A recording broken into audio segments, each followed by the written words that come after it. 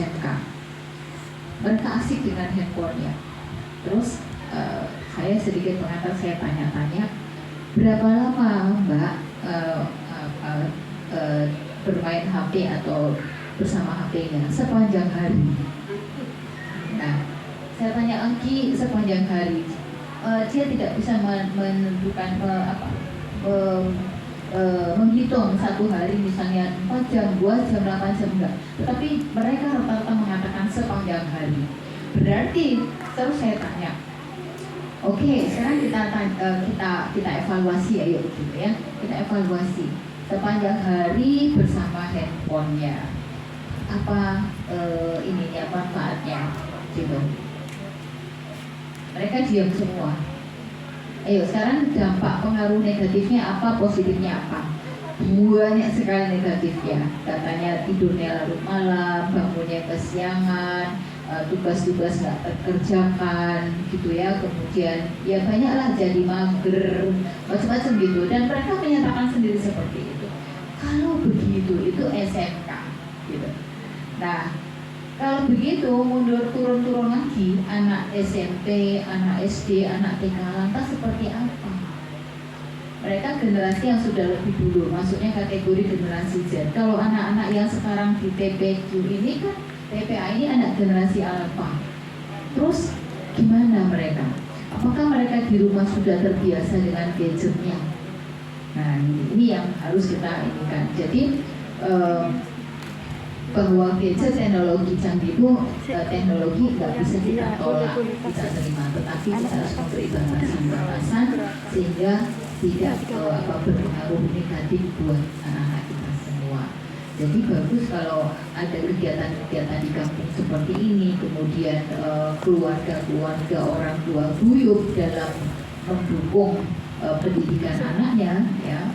Nah ini akan kita tidak tergerus oleh arus perubahan. Jadi yang saya ceritakan tadi, anak-anak SMK itu ya dia mengikuti arus perubahan, sehingga air mengalir dia ikut aja kemana begitu ya. Dia tidak bisa membentengi diri sehingga ya tadi tidak tahu kapan waktunya belajar, kapan waktunya buka HP dan sebagainya, tidak bisa memfilter begitu ya. Nah apalagi kalau misalnya pada anak-anak usia kini seperti anak-anak yang sekarang berada di TPA diberikan peluang itu, nanti dia akan muncul perilaku-perilaku yang menyimpang gitu. Ya mudah-mudahan anak-anak yang ada di TPA Al-Ajat tidak ada yang seperti itu. Okay? Nah, ya.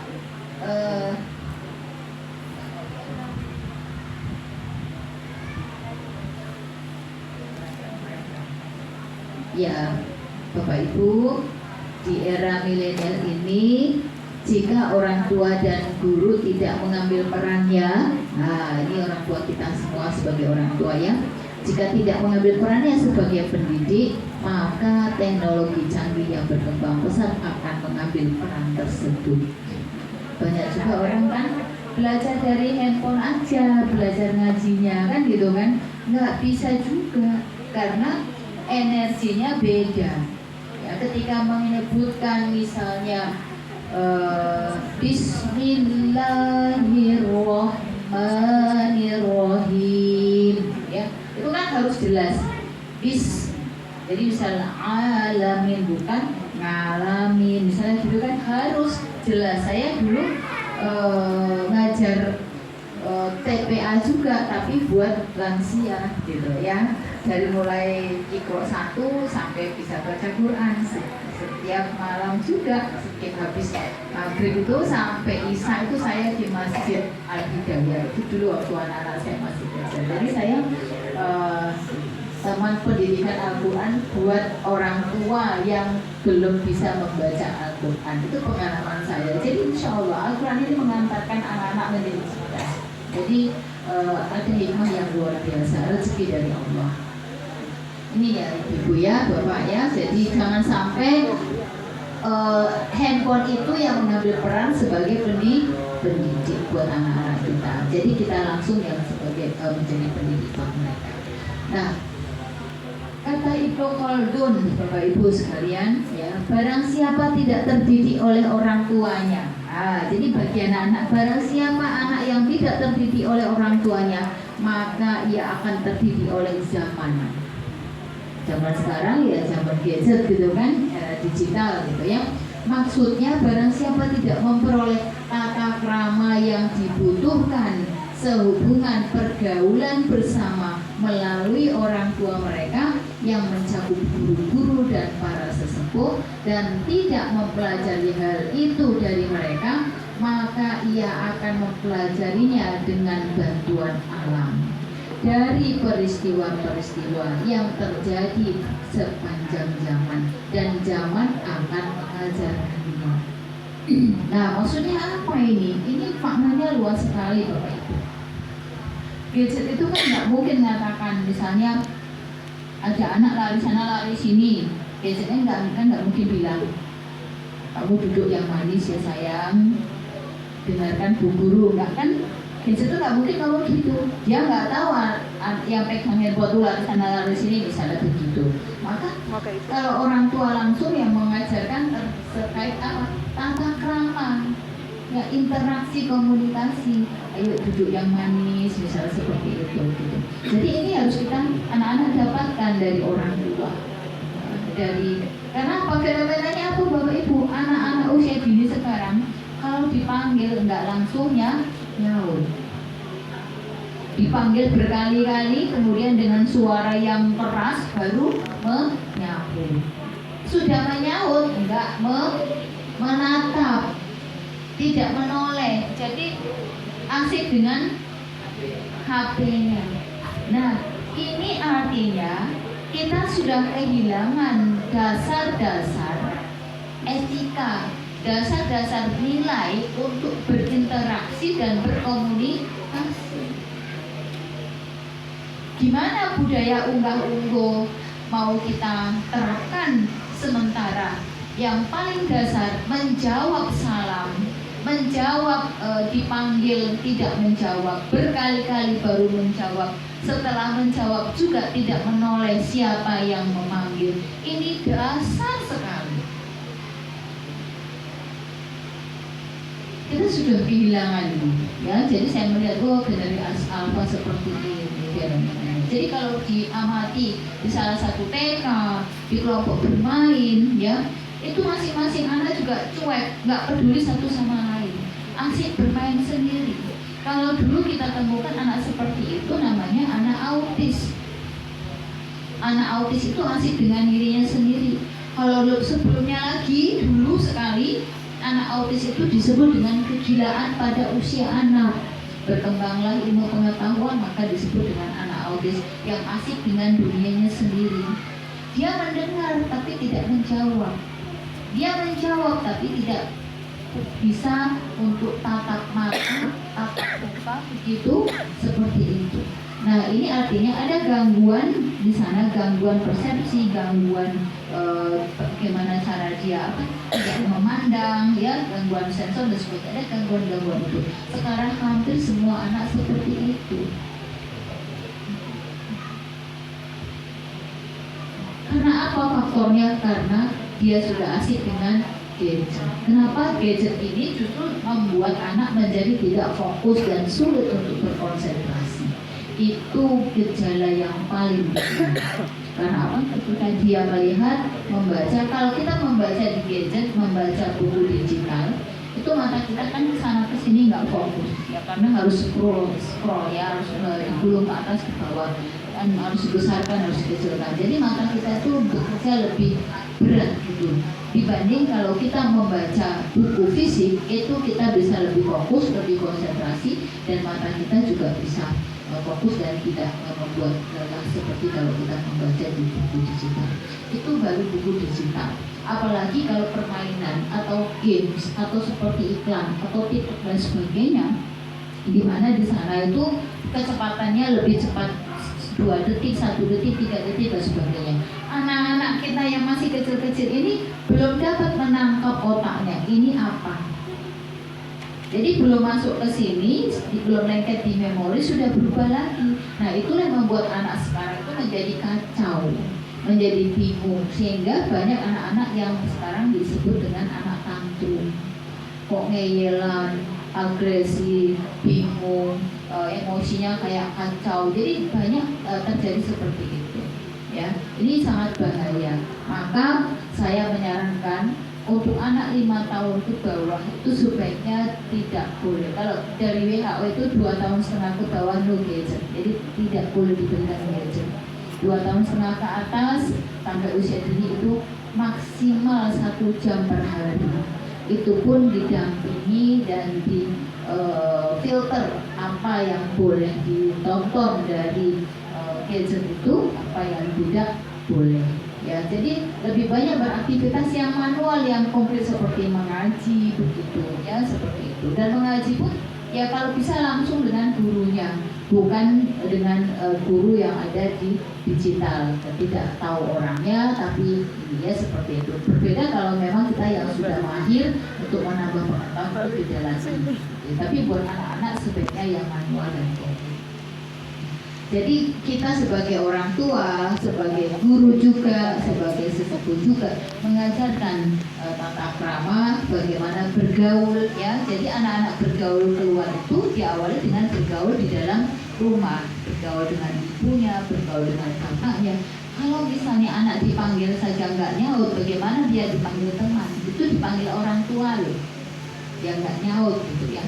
Dipanggil eyangnya loh, nggak nyaut, berkali-kali dipanggil sampai suaranya keras baru nyaut, itu pun nggak noleh gitu. Jadi ini etika dasar yang sudah luntur, sudah hilang. Nah, ini yang terjadi Bapak Ibu karena kita era digital, internet itu di mana-mana ya. Di sini ada wifi nggak? Ada. Nah, anak-anak buka wifi, buka internet, buka juga ya. Kalau ngaji bawa HP? Oh enggak, alhamdulillah. Nah kalau ngaji bawa HP, saya hari ini mulai mengatakan kalau ngaji jangan bawa HP. Kalau pegang Al-Quran, HP-nya ditinggal. Ya, fokus pada Al-Quran. Ya, fokus pada Al-Quran. Supaya apa? Al-Quran itu tertanam di dalam jiwa kita. Ya. Ya, bagaimana kalau kita pegang Al-Quran kok pegang HP? Kan gitu ya. Nah, jadi Al-Quran yang fisik ya, kalau bisa jangan yang digital ya. Nah itu saran saya. Nah ini jadi tantangan dan juga peluang, tetapi juga itu memiliki dampak positif dan dampak negatif. Nah khususon buat anak-anak usia dini. Ini sebenarnya bukan anak usia dini juga, remaja, orang tua ini juga sekarang sebenarnya banyak sekali pengaruh dampak negatifnya daripada yang positifnya, gitu ya. Nah, bagi dampak positifnya ya bagi yang memang kita menggunakan gadget handphone itu ya tetap guna gitu sesuai dengan tujuannya gitu ya. Nah seperti itu. Anak-anak sekarang itu kecanduan gadget. Jadi jangan sampai anak-anak di TPA ini ya kecanduan gadget. Nah, jangan sampai kecanduan gadget ya.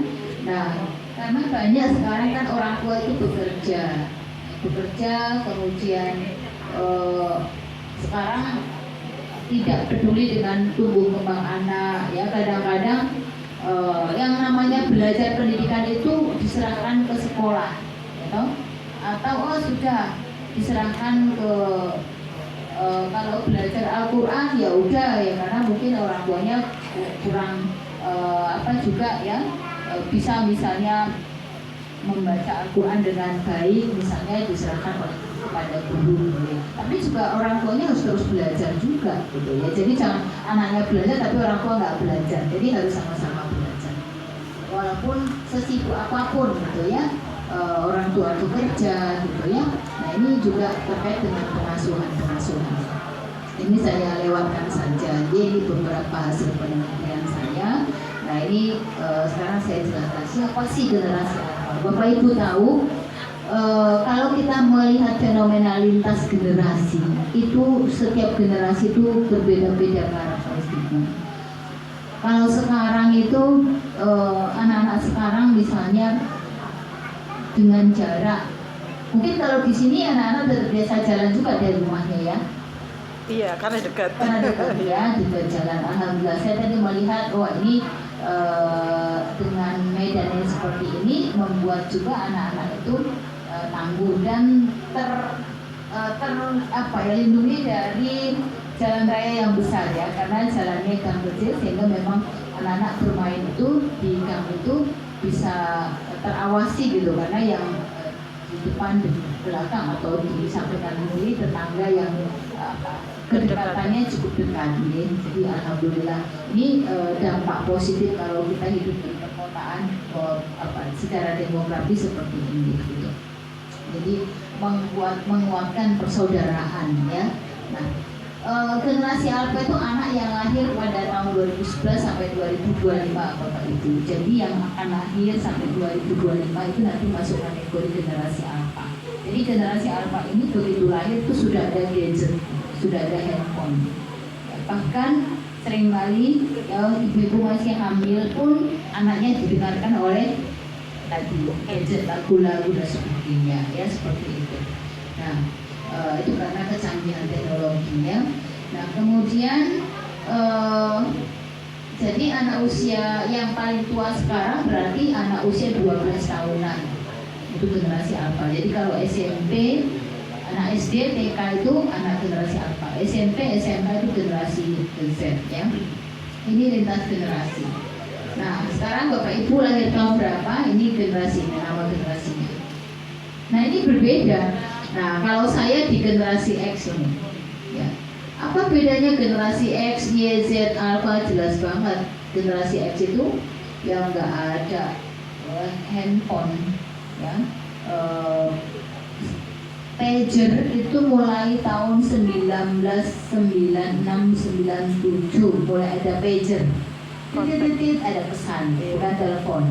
Masih telepon rumahan gitu ya, masih ada telegram, kantor pos masih laku ya toh, surat menyurat masih seperti itu ya, pakai perangko, masih sering. Anak generasi X itu masih senang koleksi perangko, gitu ya. Ini ada ibu yang juga masih generasi X seperti itu ya. Kemudian surat menyurat itu hal yang tulis tangan gitu.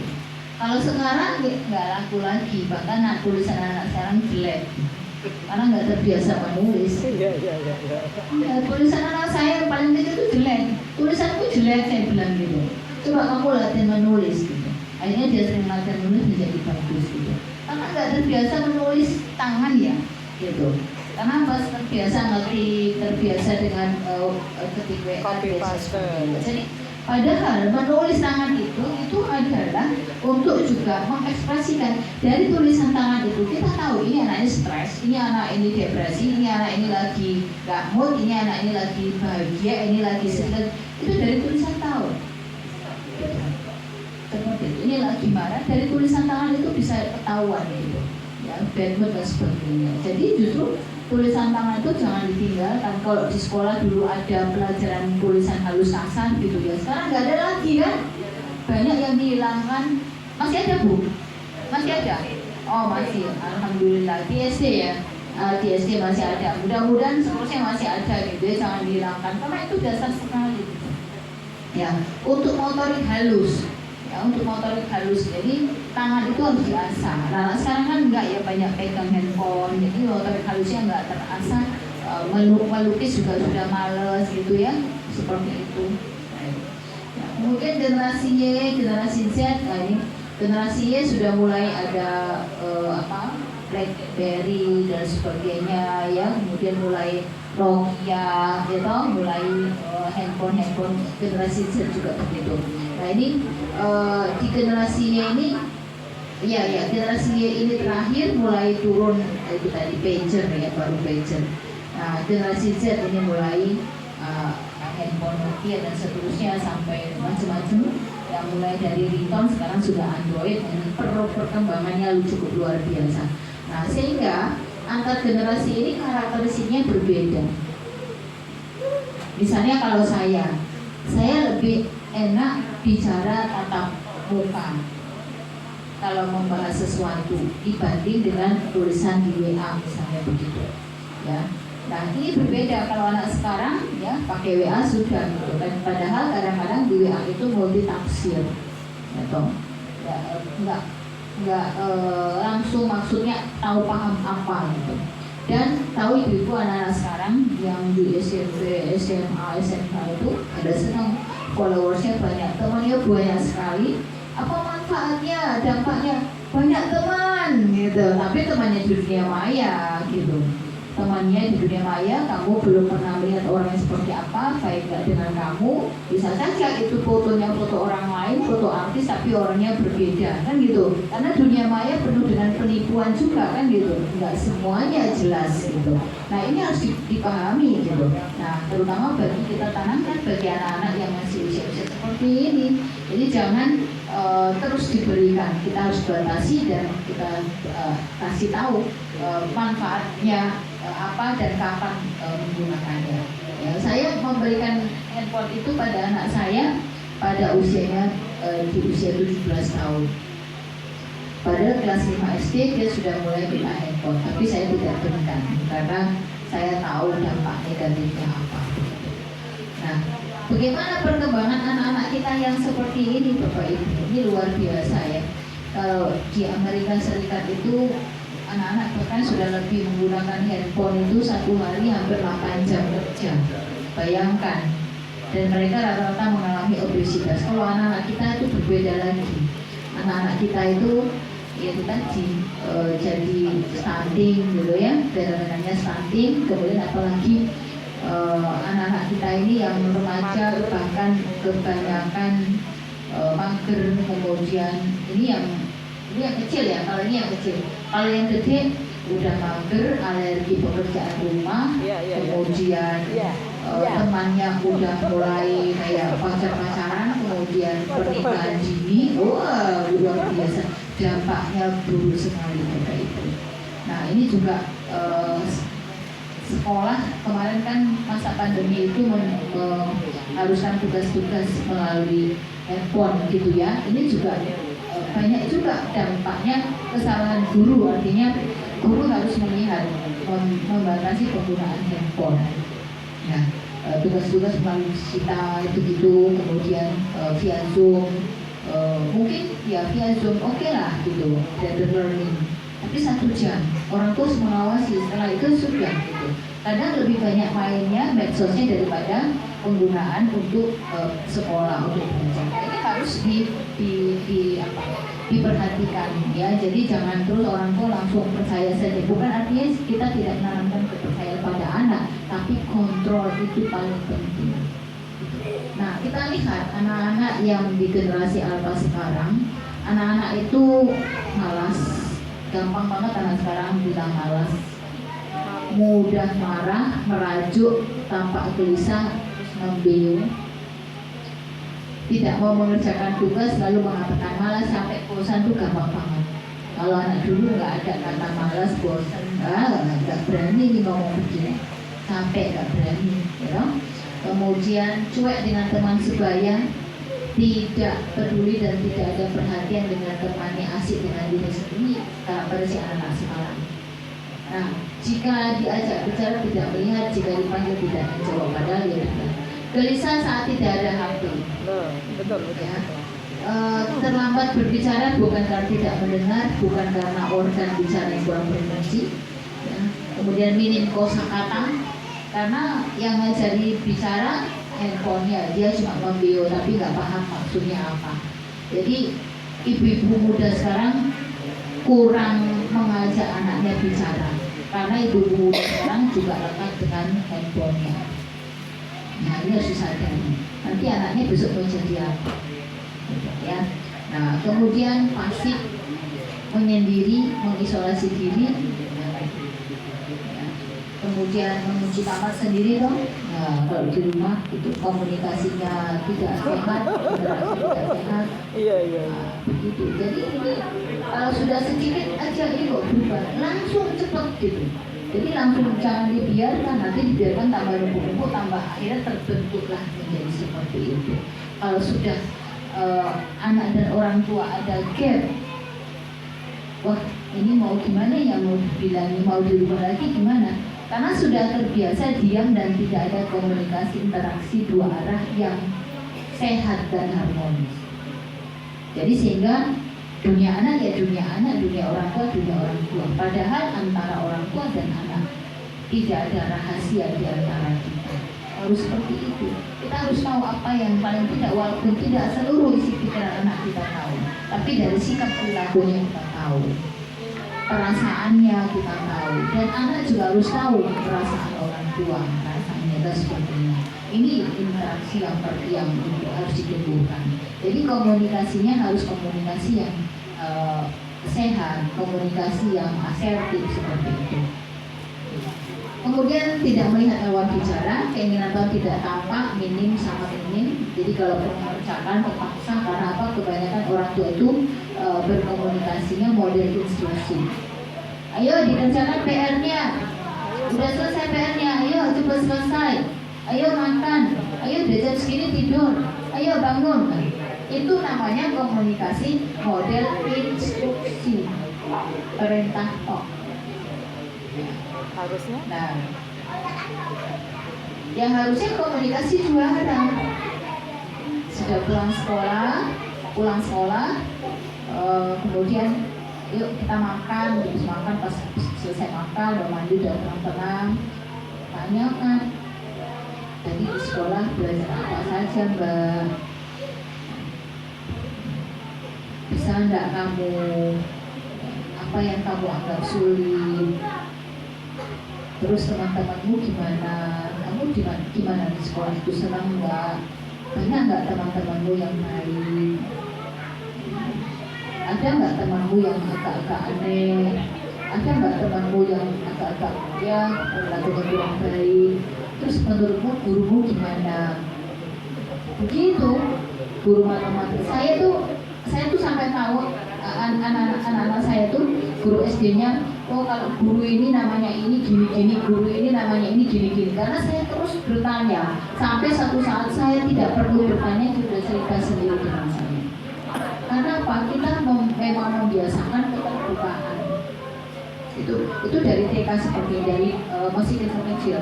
Tadi gimana TPA-nya? Enak enggak? Bisa nggak bacanya? Wah bisa, tadi aku bisa bacanya, kata bu guru, kata ustazah, bacaanku bagus. Wah si pinter anak mama. Mungkin seperti itu. Jadi jangan pulang sudah dibiarin, nggak ditanyakan, nggak dilakukan feedback gitu ya. Artinya dua arah, tanya-tanya, tanya jawab gitu, sehingga kita tuh tahu jadi perkembangan dia, apa yang dia pikirkan, apa yang dia rasakan, apa yang dia lakukan, apa yang dia alami di luar sana. Kita nggak perlu ngikuti dia sudah cerita sendiri ke kita, karena kita sudah memberikan peluang komunikasi dua arah, interaktif dan terbuka. Nah, ini yang paling penting, sehingga secara psikologis anak merasa sejahtera psikisnya. Nah, ini yang kadang-kadang anak kenapa jadi kok menyendiri di kamar dengan handphonenya, nggak mau terbuka sama orang tua. Itu berarti secara psikis dia nggak sejahtera psikologisnya. Karena apa? Mungkin orang tua tidak memberikan peluang untuk anak cerita. Kadang-kadang dianggap udah gede, mandiri, bisa menyelesaikan semua persoalan. Padahal persoalan anak-anak itu banyak sekali, ya, seperti itu. Nah, kemudian kurang semangat dan tidak berminat bermain di tempat terbuka, ya, hampa, sering berperilaku meniru adegan di video yang dilihat, atau meniru ucapan dari YouTube atau TikTok atau yang lain. Nah, ini daripada orang tua. Nah, ini yang terjadi Bapak Ibu, ya, pada anak-anak generasi alpha. Nah, kalau kita mengutip dari di dalam surat Al-Quran, salah satu ayat dasar sekali untuk kita melakukan pengasuhan atau parenting, yaitu surat An-Nisa ayat 9. Di dalam surat An-Nisa ayat 9 itu bunyinya begini. Bismillahirrahmanirrahim. Wal yakhsal ladzina law taraku min khalfihim dzurriyyatan li'afan khafu 'alaihim falyattaqullaha wal yaqulu qawlan sadida. Nah, Kata Allah begini, dan hendaklah takut kepada Allah orang-orang yang seandainya meninggalkan di belakang mereka anak-anak yang lemah, generasi di belakangmu yang masih lemah, yang mereka khawatir terhadap kesejahteraan mereka. Oleh sebab itu hendaklah mereka bertakwa kepada Allah dan hendaklah mereka bertutur kata atau mengucapkan perkataan yang benar. Jadi maksudnya kesejahteraan di sini luas di dalam surat An-Nisa ayat 9 itu. Kesejahteraan itu kan tidak hanya kesejahteraan lahir. Kesejahteraan lahir itu yaitu tadi makan sehat, badannya sehat, kuat, tambah tinggi, tambah besar. Itu kesejahteraan secara fisik. Pakaiannya ada, tempat tinggalnya ada, nggak boleh sebagainya ya, kamarnya ada, sebagainya, perlengkapan fasilitas kehidupannya ada. Itu kesejahteraan fisik. Kalau mau sekolah ada sepeda motor sebagainya, termasuk ada gadget, itu namanya kesejahteraan fisik. Tetapi kesejahteraan psikologis, ya toh, itu kurang tersentuh. Misalnya memberi penghargaan pada anak, ya toh, kemudian tidak menyalahkan anak, tidak mendidik anak, kan seperti itu ya, keterbukaan pada anak. Jadi banyak hal kesejahteraan psikologis atau kesejahteraan lebih psikisnya, batinnya. Nah ini, jadi kesejahteraan itu tidak hanya pada kesejahteraan lahirnya saja, fisiknya saja, tetapi kesejahteraan batinnya, kesejahteraan psikisnya. Banyak kan anak-anak yang secara kesejahteraan fisik dari lahir fisiknya itu tampak baik-baik saja gitu, ya toh, semuanya sudah dipenuhi, tetapi kok malah stres, kok malah harus ke rumah sakit Gracia, kok harus malah mondok, harus minum obat dan sebagainya. Kok sekarang jadi linglung, kok sekarang jadi ngomong sendiri, kok sekarang jadi mengurung diri di kamar, kok sekarang nggak mau dengar omongan orang tua, kok sekarang kalau sama ibunya ngelengok. Nah itu hati-hati kalau seperti itu. Kok sama ibunya melawan gitu ya, suka berantem di rumah gitu ya, antara anak dan ibu. Ini hati-hati, berarti kesejahteraan psikologisnya enggak ada, belum sejahtera. Nah, ini harus kita perhatikan. Jadi mulai dari kecil sekarang kita bentuk dengan pola-pola komunikasi yang efektif, yang harmonis ya. Nah kita lihat aspek perkembangan anak-anak ya. Jadi ini belajar Al-Quran ini salah satu melatih anak-anak kita untuk apa ya, membaca dulu, setelah fasih ya toh, terus jadi jangan berhenti hanya sampai sudah bisa bisa membaca Al-Quran, hurufnya, tajwidnya, tapi terus belajar artinya, belajar maknanya, kalau bisa belajar lagunya, kiroahnya. Kenapa? Kalau kita belajar Al-Quran tidak dengan seni itu kayaknya gersang gitu ya dong. Jadi kalau ada seninya itu ada nadanya, ada ininya, itu anak-anak lebih cepat hafal gitu, ya. Jadi ada kan tidak hanya lomba storytelling, tapi juga barangkali tidak hanya lagi lomba siapa yang paling rajin, tapi mungkin ayo mulai digerakkan lomba musabaqah tilawatul Quran, paling enggak bacaan yang bagus, tajwidnya bagus ya toh, paling enggak dasarnya pakai nada bayati aja dulu, nah yang dasar, kemudian nahawan dan seterusnya. Jadi supaya apa? Supaya anak itu semangat, dia tidak tertarik pada lagu-lagu yang sekarang yang justru nggak baik ya, membuat gelombang otak itu kacau gitu. Nah jadi mudah-mudahan nanti TPA Al-Adiyat akan mengembangkan itu gitu, ya. Nah ini saya lewati saja. Nah ini Bapak Ibu ya, jadi tugas perkembangan anak kita supaya nanti anak-anak kita ini sejahtera baik lahir maupun psikisnya ya, supaya tumbuh kembang, maka secara optimal maka kita harus bisa mensupport bagaimana dia berkembang menjadi pribadi yang mandiri ya.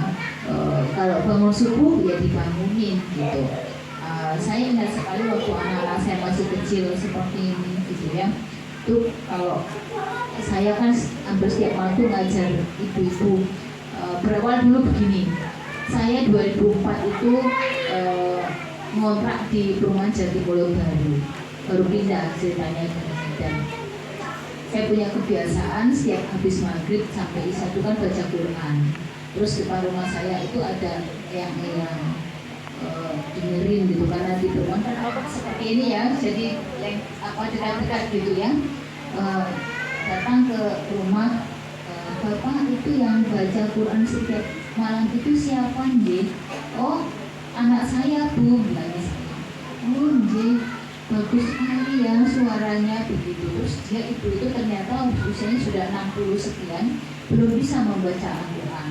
Terus kemudian besoknya dia nemui saya, Jeng, saya mendengar setiap malam Jeng Asma itu membaca Al-Quran. Saya itu terus hatinya terenyuh, terus saya ada mau menangis. Saya boleh diajarkan membaca Al-Quran. Oh boleh Eyang, boleh sekali, saya bilang begitu. Terus akhirnya Eyang itu di masjid sama ibu ketua yang biasa pegang perwiritan begitu, mulai ngomong. Akhirnya mulai satu kelompok ada beberapa orang gitu. Tadinya tetangga-tetangga hanya 3-4 gitu, lama-lama banyak sekali berkelompok. Jadi ikro 1, terus kelompok ikro 1 udah naik ikro 2, ada kelompok ikro 1, ikro 2, terus sampai akhirnya bisa baca Al-Quran. Alhamdulillah, saya senang sekali. Dari situlah awalnya terus anak-anak itu waktu masih kecil-kecil saya bawa. Jadi kalau malam maghrib itu harus di masjid, kemudian sholat di masjid, kemudian membaca Al-Quran, ngajari yang sudah sepuh-sepuh itu membaca Al-Quran sampai isya. Kemudian setelah itu saya baru pulang sama anak-anak, baru mengajari anak-anak dan seterusnya, baru kegiatan di rumah seperti itu. Nanti subuh saya bawa lagi ke masjid. Anak itu kemudian ya sudah terbiasa seperti itu. Jadi sudah terbiasa dengan masjid ya.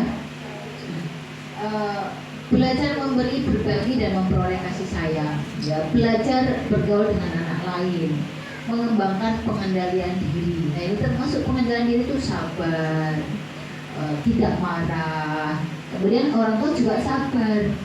Kemudian misalnya anaknya pulang terlambat, langsung depan pintu udah tolak pinggang gitu, terus marah-marah, ngomel-ngomel gitu misalnya, terus nuduh yang enggak gitu ya. Tidak seperti itu namanya komunikasi yang agresif. Tetapi udah diam dulu, kamu sudah makan dulu, sudah makan, terus didampingi buka bajunya, sholat apa sudah ditanyakan, sudah sholat tadi di sekolah dan sebagainya, sudah itu baru tanya tadi kenapa pulang kok terlambat. Nah, dia baru bilang. Kalau kita langsung marah-marah, anak di depan rumah baru mau masuk rumah udah dimarahi, besok-besok dia pulang sekolah dia nggak akan mau cerita apapun sama kita. Kenapa?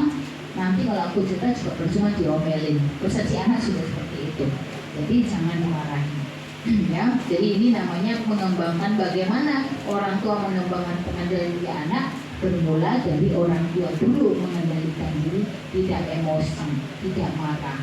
Jadi mendidik anak itu dengan tenang. Kalaupun ada persoalan, dia dihadapi dengan tenang, begitu. Kemudian belajar bermacam-macam peran orang dalam masyarakat. Nah, jadi anak-anak itu diajak misalnya mengedarkan undangan, karena ini kan kompleksnya perumahan ini di sini dekat-dekat, jadi saling tahu ya. Misalnya kalau mau ada acara undang, anak-anak dilibatkan untuk ngantar undangan. Jadi jangan kita yang orang tua. Saya dulu gitu, saya dulu ngelola PAUD di sana di 6 itu. Terus anak-anak saya minta untuk ngedarkan undangan. Ini blok ini nomor sekian, jadi sudah tahu putranya Bu Asman gitu. Jadi anak saya dikenal juga ya karena saya masih tugas. Kemudian ngajari anak yang masih kecil-kecil begitu, anak saya waktu itu SD kelas 3 itu kelas 5 saya libatkan ngajar, malah anak-anak itu mau ngajar, yang gurunya malah anak saya gitu, seperti itu. Jadi saya libatkan, yuk Cik bantu ngajar anak-anak itu, adik-adik kecil gitu, seperti itu.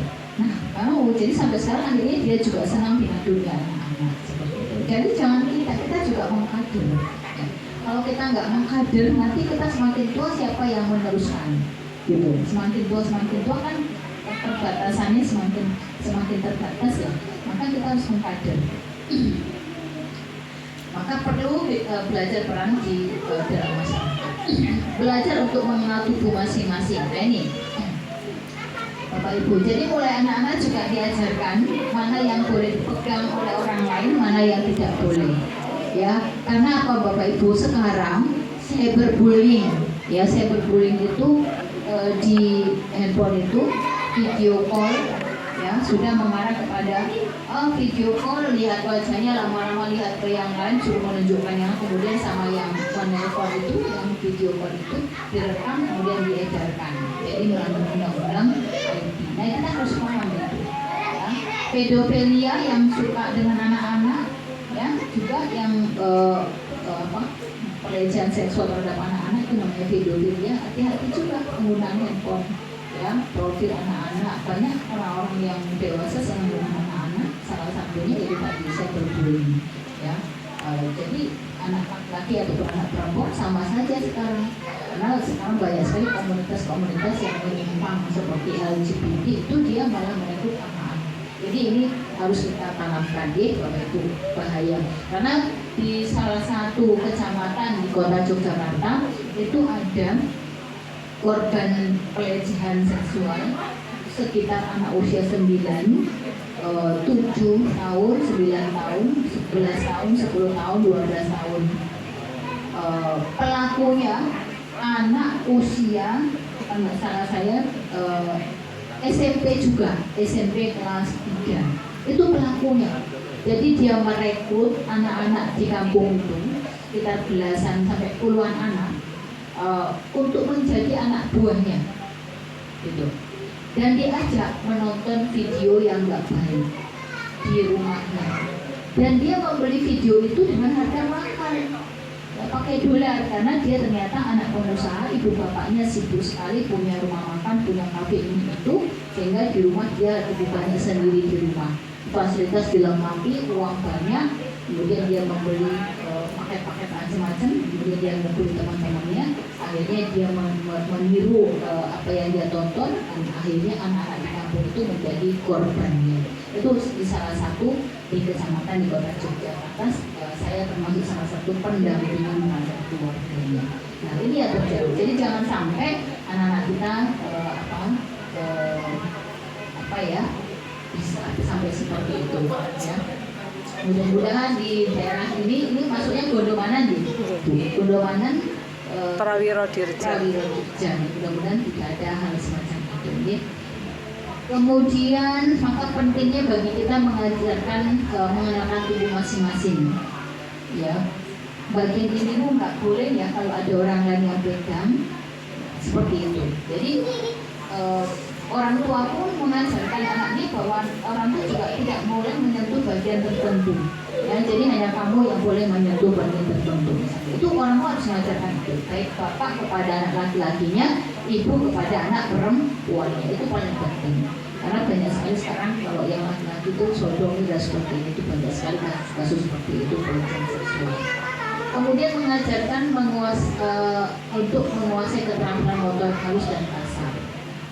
Jadi menulis, mewarnai, kemudian kalau di rumah walaupun masih usia seperti ini, nggak apa-apa diajak nyuci piring, ya kan? Ini yang sebelahnya kami siapa? Usia berapa? Mas Arkan. Arkan umur berapa? Oh 9 tahun. Kalau di rumah nyuci piring nggak? Enggak. Kadang. Nyuci baju sendiri nggak?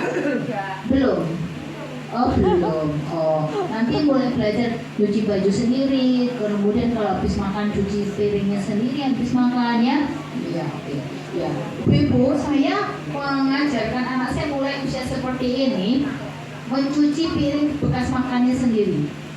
Umur 10 tahun mulai saat saya mengajarkan dia mencuci pakaian sendiri, menyetrika pakaian sendiri. Itu sekitar 2 tahun saya mengajar itu. Begitu lulus SD, anak saya sudah bisa menyetrika dengan halus, sudah bisa merapikan kamarnya sendiri, pasang spray, kemudian nyuci baju. Jadi lulus SD, luluslah semuanya terkait dengan regulasi diri. Begitu di SMP kelas 1 sudah bagus kan? Itu mengajarkan seperti itu. Itu juga keterampilan motorik halus dan kasar. Mengenal lingkungan fisik dan mengendalikan. Jadi ini lingkungan fisik sekitar kita. Belajar menguasai kata-kata, memahami orang lain, ya, mengembangkan perasaan positif dalam hubungan dengan orang. Nah, ini yang perlu Bapak Ibu nanti bantu anak-anak kita supaya tumbuh menjadi anak-anak yang soleh, solehah, ya. Nah, kemudian Bapak Ibu, 3 aspek penting yang dalam pengasuhan, asah, asi, asuh, ya. Jadi kebanyakan kan orang tua itu cuma mengasuh aja, ya toh? Ya udah, kasih makan yang bergizi, ya toh. Yang penting kalau sakit bawa ke rumah sakit, kan gitu kan? Kemudian diberi tempat tinggal, pakaian yang layak, aman, sudah. Yang lain kurang terperhatikan. Padahal dalam pengasuhan 3 indikator ini tidak bisa dipisah-pisahkan. Jadi asah, asi, asuh menjadi satu kesatuan. Jadi anak-anak itu membutuhkan hal-hal yang bersifat psikis, memberikan rasa aman. Kalau pulang sekolah, ya kalau terlambat nggak dimarahi, tapi ditanya kenapa terlambat, misalnya begitu. Kemudian memberikan kasih sayang, ya, percaya, saling percaya, memberi kepercayaan. Kemudian memberikan juga stimulasi terkait dengan mental melalui bermain, latihan, gitu. Misalnya gini, terkait mental itu gimana? Tidak semua maunya anak, nah nyoh. Kalau semua maunya anak, keinginan anaknya nyoh, berarti bukan asih. Tetapi ibu justru tidak memberikan, melatih mentalnya. Jadi jangan salah, memberikan semua apa yang diinginkan anak, justru itu bukan mengasihi atau menyayangi. Itu namanya nggak sayang. Anak perlu diajarkan untuk bertoleransi terhadap rasa kecewanya. Mulai dari mana? Dari rumah. Ketika dia minta, tidak semua yang kita berikan, kita harus bisa memfilter. Yang dia minta ini kebutuhan atau keinginan. Nah, itu harus tahu kita. Kalau kebutuhan ya kita kasih. Tapi kalau keinginan jangan kasih berat.